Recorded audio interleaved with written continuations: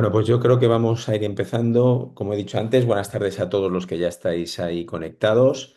Hoy en Learning Genomics tenemos ya como cierre de esta temporada eh, una ponencia, un webinar sobre biomarcadores en melanoma, ¿no? El melanoma, aparte de ser un tumor que cada vez hay mayor incidencia, ¿no? Y lo estamos viendo y tener muchas implicaciones, tanto desde el punto de vista preventivo, diagnóstico y terapéutico. Sí que es verdad que es un tumor que ha cambiado radicalmente su enfoque en los últimos años, ¿no?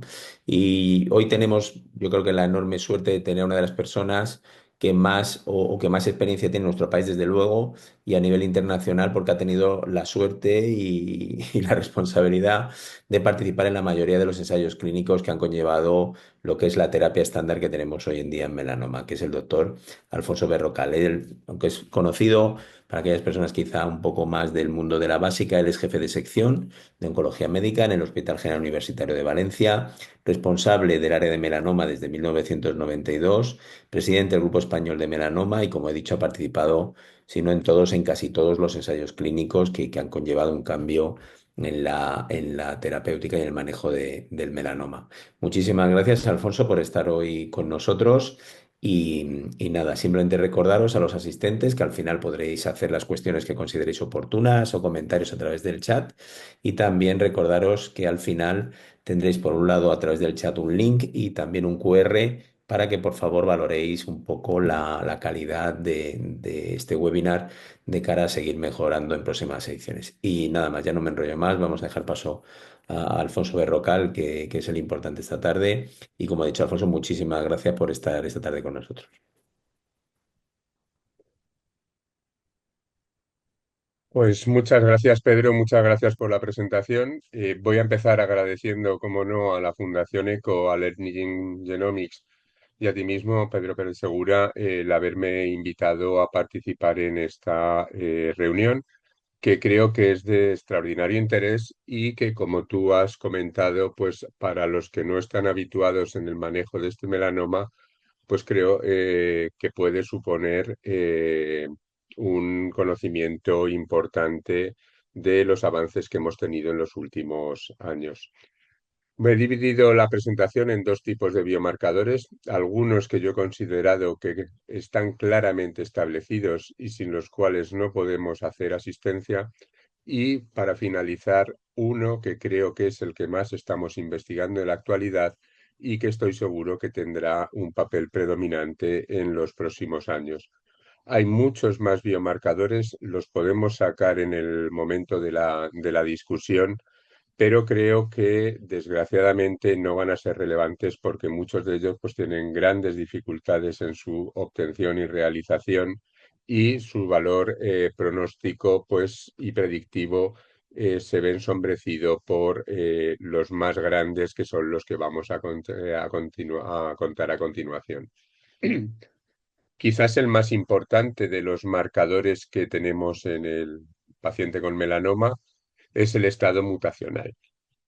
Si nos fijamos en la figura del medio, podemos ver cuáles son las mutaciones que tenemos más frecuentemente en los pacientes con melanoma, y vemos que la mutación más frecuente es la mutación V600, que viene a representar aproximadamente un 40% de los pacientes. A continuación sigue la mutación de NRAS. La mutación de NRAS en esta diapositiva está representada con alrededor de un 17%, pero puede alcanzar hasta un 30% en algunas poblaciones. Le siguen otras mutaciones con frecuencias más inferiores, CKIT, GNAQ y GNA11, y mutaciones que son de BRAF pero no V600. Y desgraciadamente todavía tenemos un porcentaje importante de mutaciones que son desconocidas. Dentro de las desconocidas, destacar que hay un pequeño grupo, aproximadamente un 5 o 8% de pacientes que lo que tienen son fusiones del gen de BRAF, que serían importantes de diferenciar porque también tendríamos una opción terapéutica para ellos. Dentro de las más frecuentes, que son las mutaciones V600, decir que la más frecuente de todas es la V600E, A continuación tenemos la V600K y luego tenemos otras mutaciones V600. A este respecto, vamos a hacer algún pequeño comentario, pero las presentaciones de los melanomas pueden ser distintas en función del tipo mutacional. Por ejemplo, los pacientes con mutación V600E tienden a ser pacientes mucho más jóvenes que los pacientes con V600K. V600K es más frecuente en los melanomas nodulares y V600E es más frecuente en los pacientes con melanomas de extensión superficial. Tan importante es el estado mutacional que desde el 2018 se realizó una nueva clasificación del melanoma en que contemplamos 9 enfermedades que consideramos radicalmente distintas, no solo desde el punto de vista diagnóstico, sino también desde el punto de vista del pronóstico y del tratamiento.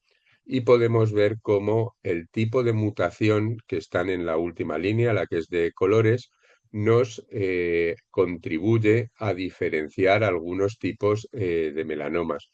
Por ejemplo, en los pacientes que tienen melanomas asociados a nevus de Spiez o melanomas espizoides, que es el grupo 4, en estos pacientes encontramos con mucha frecuencia alteraciones de NTRK que nos podría suponer una diana terapéutica que hasta ahora nos era desconocida.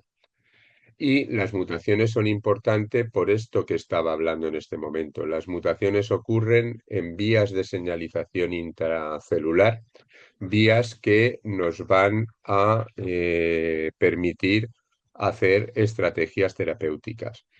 De todos los oyentes es conocido que una gran clase de fármacos que utilizamos en los pacientes con melanoma son los inhibidores de BRAF y MEK por la inhibición de la vía de las MAP quinasas, que hemos comentado que está presente en alrededor del 40% de los pacientes, pero tenemos otros bloqueos en desarrollo. Para los pacientes con mutaciones de NRAS, estamos estudiando en este momento y hay multitud de ensayos clínicos en los que valoramos inhibidores de PANRAF. Para los pacientes con mutaciones de GNAQ y GNA11 se han utilizado también algunos inhibidores selectivos y el conocimiento de este estado mutacional no solo nos va a dar una información pronóstica, sino que esperamos que en el futuro nos ayude de una forma significativa a la selección de los tratamientos. Importante conocer las clases de mutación de BRAF a las que nos enfrentamos. Y esto pues, nos puede explicar las diferencias de respuesta que podemos observar en diferentes pacientes. Afortunadamente, la mayor parte de mutaciones que encontramos en los pacientes con melanoma se corresponden a mutaciones de la clase 1. Estas mutaciones son independientes de la activación de RAS y el monómero mutado no necesita unirse para tener una vía señalizada. En las mutaciones de clase 2 también hay independencia de RAS y el mecanismo de activación es la formación de dímeros, mientras que en las mutaciones de clase 3 se pueden formar heterodímeros con otras moléculas y la activación es dependiente de que exista una mutación también en RAS y se considera que es RAS dependiente. ¿Por qué es importante considerar estas clases de mutación de BRAF? Porque cada una tiene una sensibilidad diferente a los tratamientos. Así, las mutaciones V600E, que son las más frecuentes en los melanomas, son exquisitamente sensibles a los pacientes que reciben tratamiento con inhibidores de BRAF, mientras que las mutaciones de clase 3, que por ejemplo son las frecuentes en los pacientes con cáncer de pulmón, son muy poco sensibles a este tipo de inhibidores y producen unas respuestas cortas y muy poco profundas. Respecto a los tipos mutacionales que habíamos comentado anteriormente, ya había comentado pues, que también son de interés. Los pacientes con mutaciones ya de clase 1 pueden ser de diferentes tipos, la E, la K, la D, pero si nos miramos las dos más frecuentes, la E y la K, podemos ver que los pacientes con mutación V600E aparecen a una edad más precoz, relacionados con el sol y generalmente asociados a una carga mutacional muchísimo más baja. Y esto nos puede condicionar diferentes respuestas a los tratamientos. Así podemos ver que los pacientes que tienen mutación V600K son pacientes que cuando los tratamos con inhibidores de BRAF suelen tener respuestas cortas y muy poco profundas, a diferencia de los V600E, pero por contra, al tener asociada una altísima carga mutacional, los pacientes con mutación V600K suelen tener un mejor resultado terapéutico con la inmunoterapia, como aparece reflejado en la diapositiva. En la parte de arriba están las respuestas a las terapias dirigidas y en la parte de abajo las curvas de supervivencia libre, progresión y global con el tratamiento con inmunoterapia. El segundo marcador importante es la determinación en sangre de la deshidrogenasa láctica, de la LDH. Este marcador es ampliamente conocido, hay multitud de metaanálisis y este es uno de los metaanálisis más recientes con una gran cantidad de estudios en los que siempre se consigue demostrar el valor pronóstico que tiene la elevación de la LDH para los pacientes con melanoma. ¿Por qué ocurre esto? Pues posiblemente la LDH es su incremento en el suero es una traducción de una importante alteración del metabolismo de los glúcidos. Cuando hay un aumento de la actividad glucolítica, como ocurre en los tumores, cuando hay una hipoxia tisular que es producida por el crecimiento del tumor, o bien cuando tenemos una alta carga tumoral, pues se produce una acidificación del medio, un aumento de la deprivación de glucosa y esto produce finalmente un aumento de la LDH. Pero estos fenómenos metabólicos tienen unas consecuencias sobre el sistema inmunológico, que van a ser una disminución de las células T efectoras y un aumento de las células reguladoras, tanto mieloides como de tipo macrófago o T reguladores. Y esto va a conducir a que la inmunoterapia y las terapias dirigidas sean menos eficaces, porque en el melanoma siempre hay un componente de respuesta inmunológica que es muy importante y la LDH puede estar reflejando las interacciones que está produciendo esta alteración del metabolismo glucídico con la inmunología del tumor.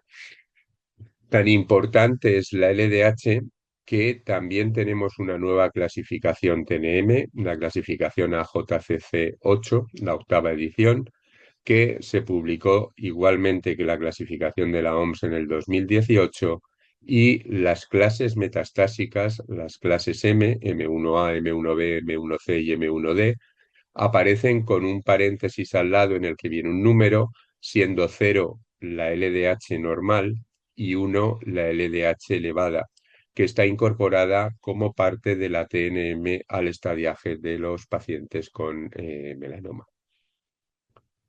No solo tiene valor pronóstico con independencia del tratamiento, sino que condiciona los resultados terapéuticos.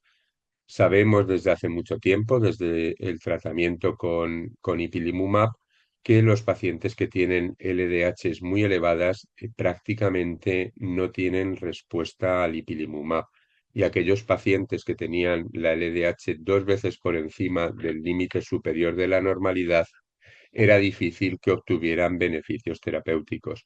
Esto lo hemos visto desgraciadamente también con los fármacos anti-PD1 en la figura A y con las combinaciones de ipilimumab más nivolumab en la figura B, que los pacientes que tienen elevación desgraciadamente tienen peores respuestas y peores supervivencias con la inmunoterapia.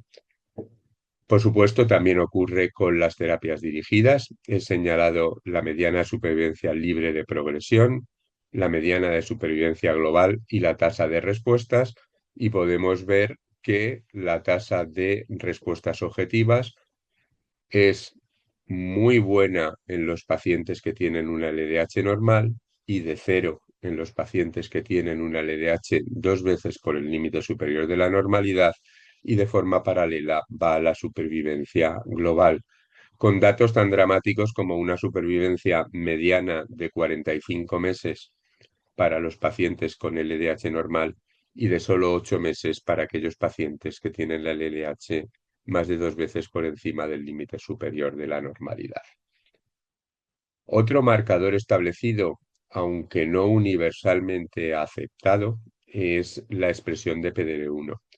De PDL1 sabemos desde que se presentó los estudios iniciales en ASCO en el año 2015, en el que se presentaron los resultados de un estudio fase 2 con pacientes de melanoma de pulmón y genitourinario, que las respuestas eran mejores cuando los pacientes tenían una elevada expresión del ligando de PD1. Y en esta primera presentación de nivolumab se dijo que era mejor que IPI porque teníamos un claro marcador predictivo de la respuesta.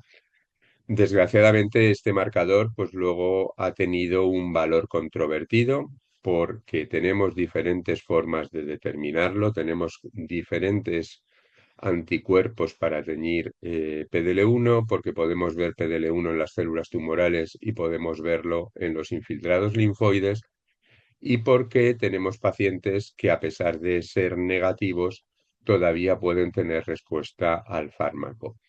Por este motivo, no estaba claramente reconocido como un marcador de valor predictivo en los pacientes con melanoma.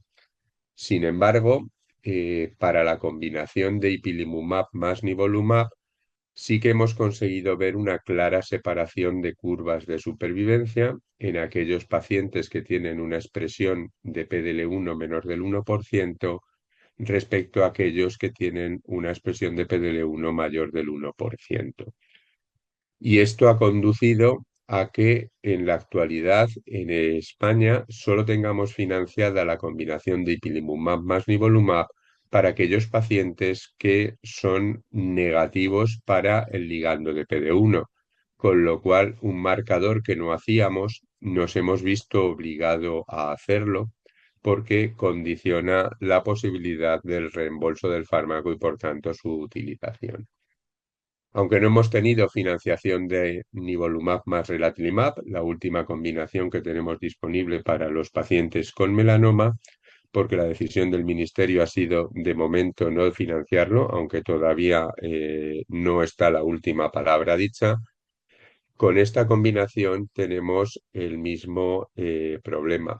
Parece que los pacientes que tienen una baja expresión de PDL1, menor del 1%, son los que se benefician, hasta el punto que la Agencia Europea ha recomendado que esta combinación solo se utilice en pacientes que son PDL1 negativos y si llega a financiarse en España tendrá que ser en este contexto.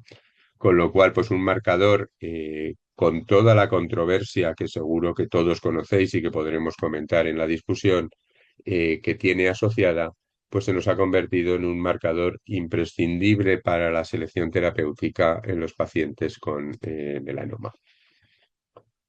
Un marcador más reciente que acabamos de incorporar es el estado del sistema mayor de compatibilidad, el haplotipo HLA, que en este caso tiene que ser el HLA A201 para permitirnos utilizar un tipo especial de fármaco que es el tebentafusp, que sirve en estos momentos para los pacientes con melanoma uveal y al ser un receptor completo, es una molécula biespecífica que por una parte porta un receptor completo del linfocito T, pues tiene una restricción de clase y solo es capaz de reconocer un concreto sistema mayor de histocompatibilidad de clase A201 y no es capaz de reconocer ningún otro tipo.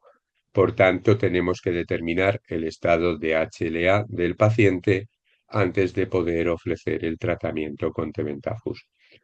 Aunque este marcador actualmente se restringe a los pacientes con melanoma uveal, comentar que Tebentafus en estos momentos lo estamos utilizando dentro de ensayos como tratamiento de rescate para pacientes con melanoma cutáneo y que tenemos otros INTAX, otros fármacos de la misma familia, en que el antígeno al que van dirigidos ya no es GP100, sino que en el último fármaco que estamos estudiando es el PRAME, y en este caso, de conseguirse la comercialización, que será en melanoma cutáneo y posiblemente en ovario, necesitaremos este biomarcador para un número mayor de pacientes y podemos comentar en la discusión pues las dificultades que tiene la determinación, que es una determinación compleja, y si podemos hacer algún test de screening.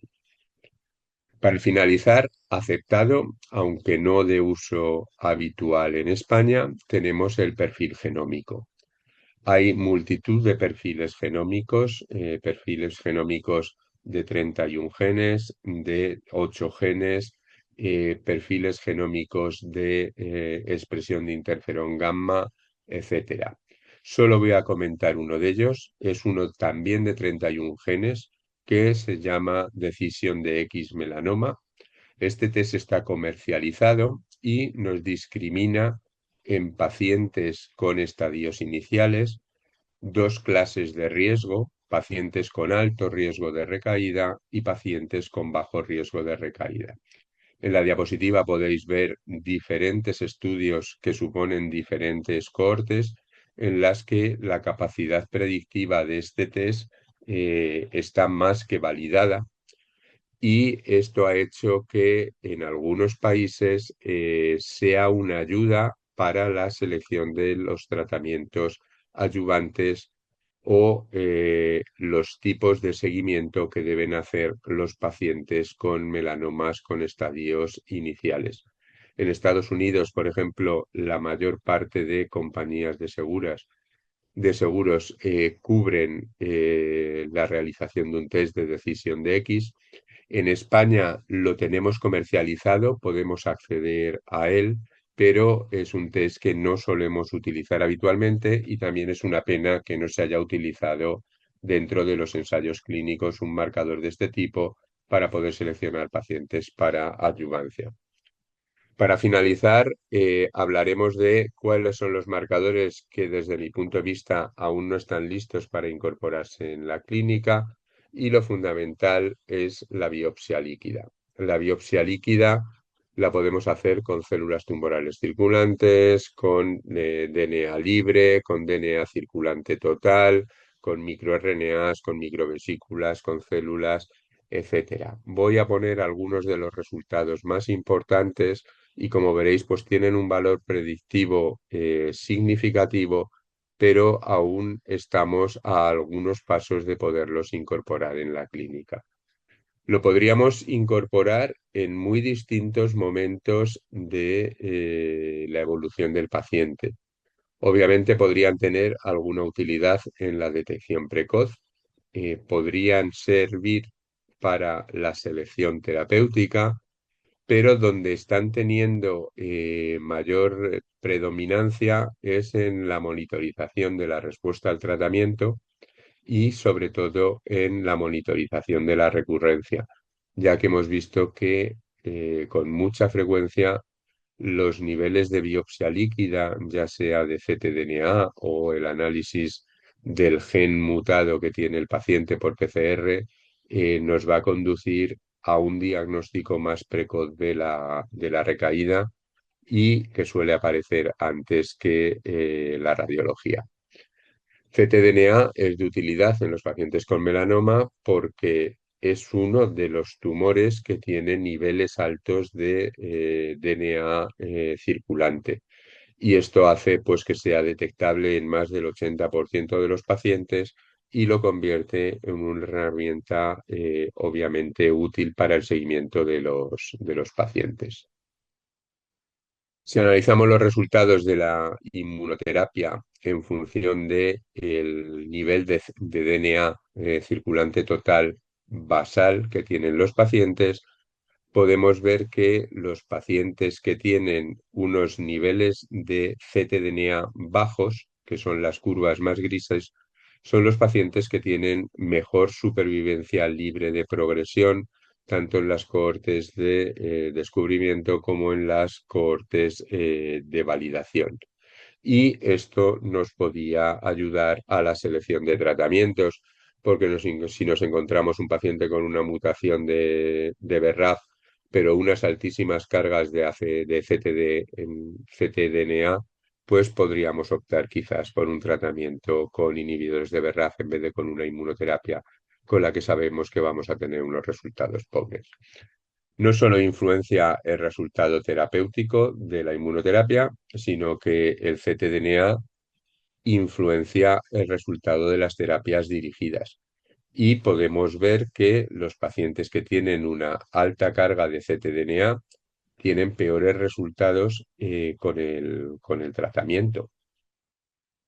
Y no solo es importante el nivel basal, sino que hemos tenido análisis a lo largo del tiempo y lo que se ha mirado es cuáles son los pacientes que negativizan ese ctDNA respecto a los que no lo negativizan, aunque queden a niveles más bajos.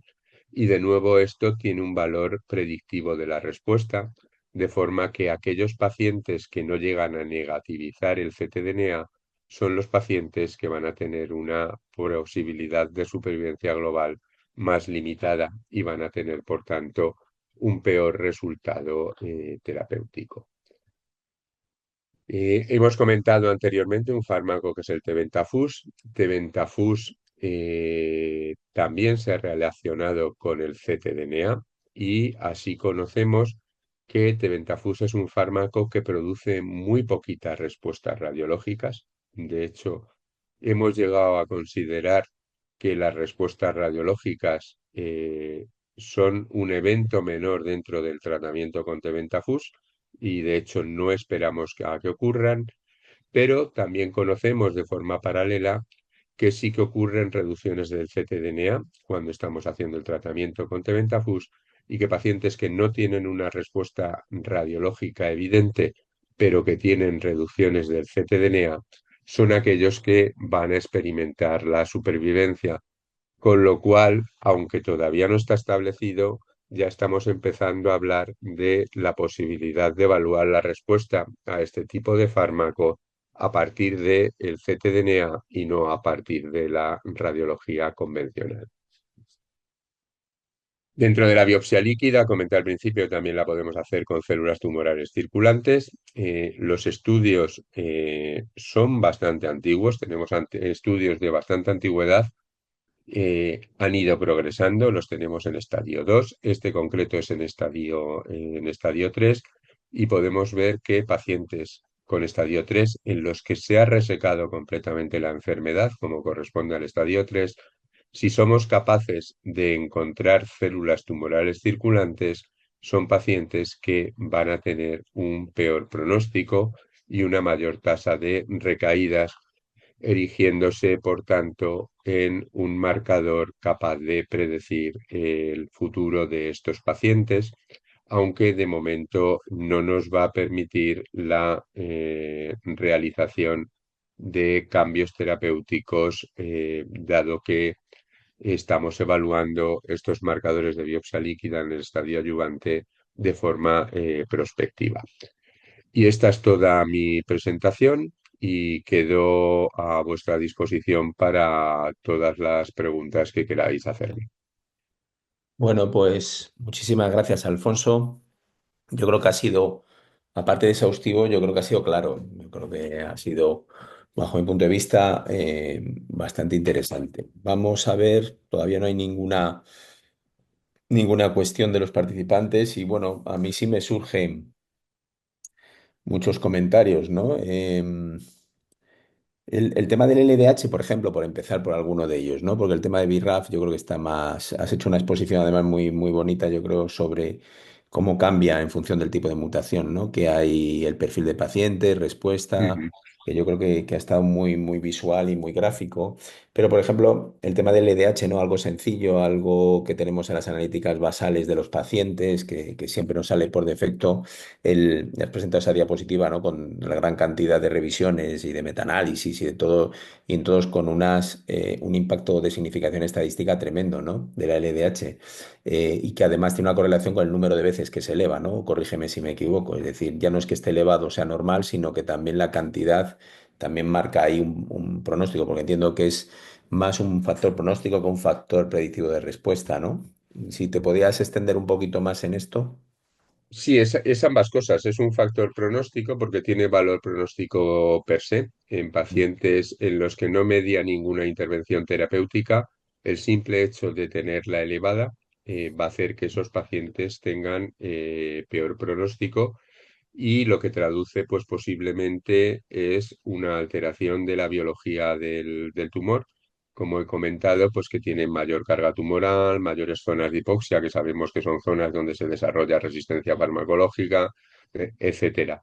Pero es un factor predictivo de respuesta al tratamiento también extraordinariamente importante. Y aquí sí que es importante la gradación de la cantidad de LDH.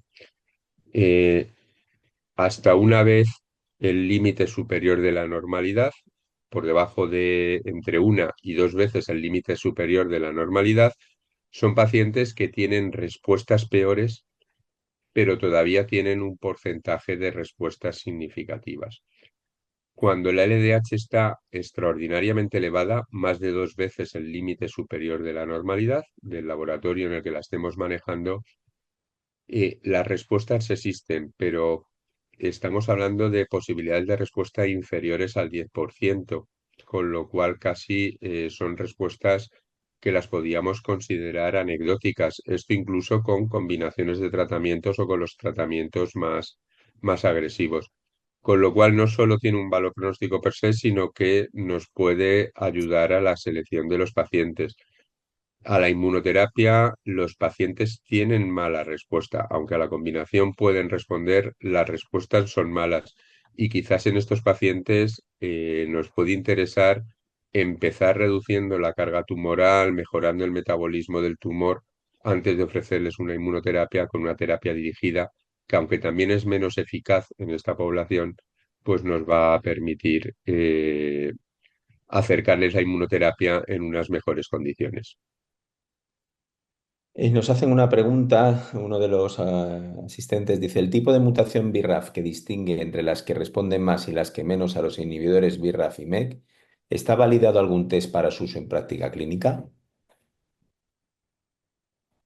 Por lo general, para diferenciar los tres tipos de mutación, tendríamos que hacer las tres clases de mutación tendríamos que hacer NGS e identificar las que no son V600. Si utilizamos test de PCR, como puede ser el test de COBAS, no estamos identificando todas las mutaciones, con lo cual podríamos perder algunas mutaciones potencialmente tratables, pero identificamos el grueso de las mutaciones en las que tienen actividad los fármacos, que son las V600, fundamentalmente V600E y V600K. Posiblemente la mejor forma de determinar las mutaciones en los pacientes con melanoma sea la NGS, porque nos va a dar una información que no he puesto en las diapositivas, que es que aparte del tipo de mutación, la clase y el tipo, nos va a informar de la frecuencia alélica, porque no es lo mismo tener un 25% de las células del melanoma mutadas que el 80%. Esto no se había valorado, pero tenemos estudios que nos están empezando a informar que la frecuencia alélica tiene una importante correlación con la duración de la respuesta al inhibidor de BRAF y la profundidad de la respuesta, de forma que si yo tengo un tumor en que soy capaz de determinar la mutación, pero esta mutación está en un 10% de las células, pues hay un 10% de las células que son sensibles, el otro por ciento por heterogeneidad tumoral no tiene la mutación y va a hacer que la respuesta a inhibidores de BRAF sea corta porque enseguida lo que va a proliferar es la población no mutada. Entonces, es un detalle que no he introducido porque se te va el tiempo en la presentación, pero la frecuencia allélica cada vez tenemos más trabajos que la reseñan como un factor pronóstico y de selección del tratamiento importante.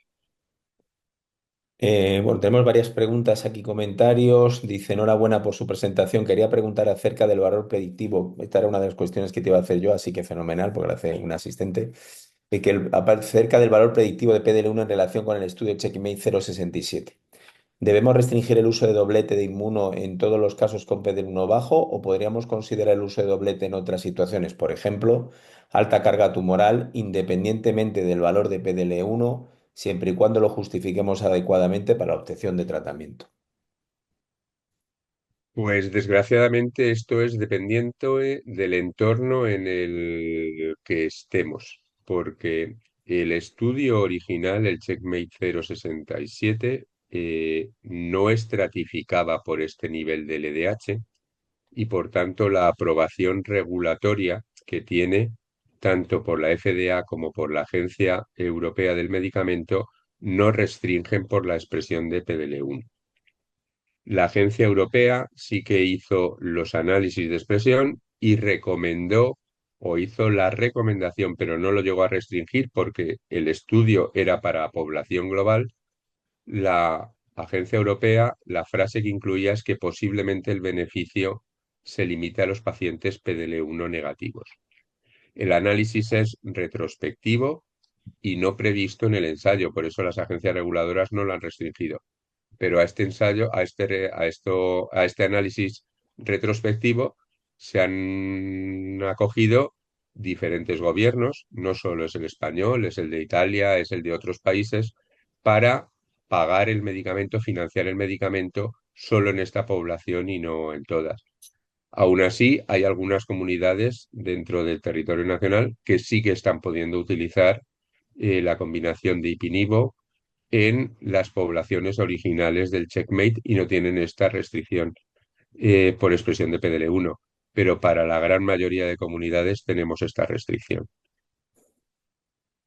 Muchas gracias, Alfonso. Preguntan, ¿qué quimioterapia inicial recomiendas para los melanomas con LDH de doble valor, que duplican el valor máximo?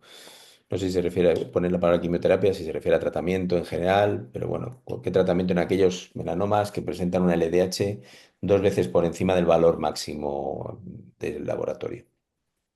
Y para estos pacientes que tienen mal pronóstico con cualquier tratamiento que los hagamos, recordemos que la LDH no solo es predictiva de resultado terapéutico, sino pronóstica en sí misma. Lo ideal sería, si es factible, enviarlos a un sitio donde tengan ensayos clínicos y se puedan hacer cargo de estos pacientes para investigación de nuevos fármacos, etcétera. Si no, yo no empezaría nunca con quimioterapia. Son pacientes de mal pronóstico y les daría la opción de inmunoterapia o de terapia dirigida, pero sabiendo que las ventajas de estos tratamientos van a ser limitadas. Yo creo que en la actualidad la quimioterapia no tiene ningún papel más que el de última línea en los pacientes con melanoma, con todas las alternativas terapéuticas que tenemos. Nos hacen otra pregunta. ¿Qué nos podrías comentar del valor de la mutación de CKIT? CKIT es una mutación que en España es infrecuente porque se asocia a los melanomas de mucosas y sobre todo a los melanomas acrales. El melanoma acral es una enfermedad que es extraordinariamente infrecuente en España y en Europa, pero que por contra es la mutación más frecuente en los países de Latinoamérica y en Asia, posiblemente por las diferencias raciales que tenemos entre las dos poblaciones. Con lo cual, pues el valor que tiene es distinto en función de población. Tiene un valor terapéutico y sabemos que los pacientes que tienen mutaciones en determinados exones, en el 11, en el 17 de CKIT, son pacientes que pueden responder al imatinib y similares. Las respuestas no son tan buenas como para los inhibidores de BRAF, son respuestas en los que el porcentaje de respuestas objetivas generalmente está en torno al 50% y la mediana de duración de la respuesta es más corta, alrededor de los 9 meses. Pero, por otra parte, son pacientes que tienen mal resultado con la inmunoterapia y el uso de estos inhibidores de c-KIT podría ser de interés para ellos. El motivo por el que no ha seguido adelante el desarrollo no es porque no haya respuestas, sino porque posiblemente en Europa y en Estados Unidos, que es donde se concentra la población de los pacientes de ensayos clínicos, esta patología es infrecuente e incluso se han quedado ensayos sin finalizar por falta de reclutamiento, no porque no sea eficaz el fármaco. Interesante. Hay una compañera mexicana que nos hace una pregunta que no sé si vas a poder contestar, pero por respeto bueno, te la voy a pasar. Dice, buen día, muchas gracias por su presentación. Este tipo de biomarcadores están validados en América, por ejemplo, en Ciudad de México. ¿Cómo los puede uno solicitar en caso de tener un paciente? Yo entiendo que los laboratorios que determinan estas alteraciones pueden hacerlo perfectamente, ¿no? En cualquier país. Sería cosa de ponerse en contacto con ellos, ¿no? Pero bueno, si tú tienes Claro. experiencia, Alfonso. De los que yo he comentado, el estado mutacional se puede realizar hasta por inmunistoquímica. Tenemos inmunistoquímica para BRAF, que está al alcance de cualquier economía. No es la mejor forma de determinar BRAF, pero nos permite un acercamiento como screening, de forma que con inmunistoquímica para BRAF podemos identificar a los pacientes para después hacer una PCR, que sigue siendo más barata que la NGS, y países en los que los recursos para la determinación no son tan importantes, pues pueden utilizar estas técnicas, con lo cual el estado mutacional es asequible, la LDH es asequible. eh, los perfiles genómicos, por lo general, no son asequibles. Yo creo que se están utilizando en Centro Europa y en Estados Unidos. Ya he dicho que ni siquiera los utilizamos en España, aunque esto no impide que sea validado. HLA, yo sé que hay dificultad en Latinoamérica para hacerlo. Eh, Está condicionado posiblemente también por el coste del fármaco, que hace que se utilice poco, pero no deja de ser una PCR, con lo cual se podría realizar. Y la expresión de PDL1, que son los cinco que están completamente validados, yo creo que también es asequible en cualquier parte del mundo, con lo cual yo podría decir que, con la excepción de posiblemente los paneles genéticos y el HLA, todos los marcadores son accesibles. Y ya para acabarte, no puedo evitar hacerte una pregunta de futuro, ¿no? Has comentado al final el tema del ctDNA, ¿no? Con unos datos muy interesantes. ¿Cómo ves tú el futuro de la aplicabilidad en la clínica del ctDNA en melanoma? El ctDNA, el problema que tenemos es que lo tenemos recogido siempre en estudios prospectivos y que no tomamos decisiones terapéuticas en base a él. Afortunadamente tenemos algunos estudios en los que en pacientes que han recibido tratamiento adyuvante se les está haciendo el seguimiento de forma radiológica y con ctDNA. Y en este estudio lo que se va a hacer, el ensayo en lo que consiste es en tomar las decisiones por ctDNA, de forma que en el momento que se nos eleve el ctDNA, poner el tratamiento sistémico que consideremos, o en la cohorte que le toque que es seguimiento radiológico, esperaremos a la progresión radiológica y intentaremos ver si finalmente hay diferencias de supervivencia en las dos poblaciones.